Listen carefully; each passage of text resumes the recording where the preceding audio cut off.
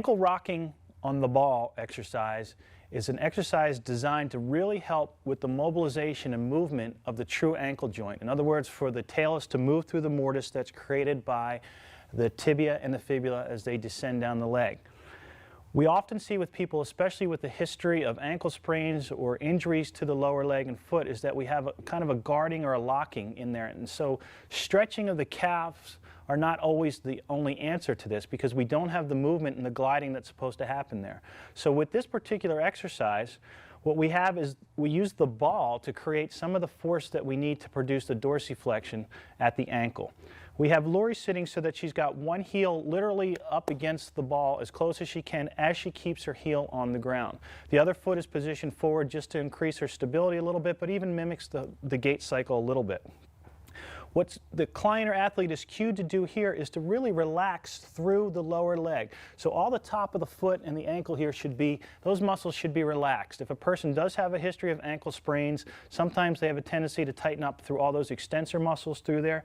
So if I were to take the client, I might say, give me your elbow and feel how relaxed that is right there. This is all we want to happen, something nice and passive and relaxed like that, where the ball is doing the work and the client is not actually having to tighten any muscles.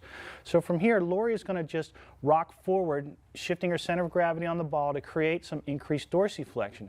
As she moves forward, we're going to see that she's not only getting into dorsiflexion, but she's getting some medial tibial torsion, which is actually creating some pronation. The talus is sliding through the mortis the way we want it to, and we're even getting some unlocking of the mid-tarsal joint as she moves through here because the forefoot is fixed to the ground as the rear foot is moving. And so as she pushes through that position and the foot is able to conform, we get improved dorsiflexion here, and it should be unforced. So it's not really about the stretch that she's getting in the soleus, it's more about the motion that we're creating as a result of the ball pushing the lower leg forward. Sometimes we'll assist the client or athlete with guiding them through the motion that we want to see happen because it's not just purely a sagittal plane motion.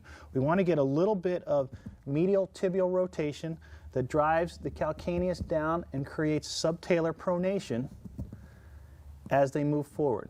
So we want to do that because that also creates the response that we're looking for in the mid-tarsal joint as they rotate forward. Again, Lori's nice and relaxed through here. The work is being done by the ball and not by her engaging or tightening any muscles.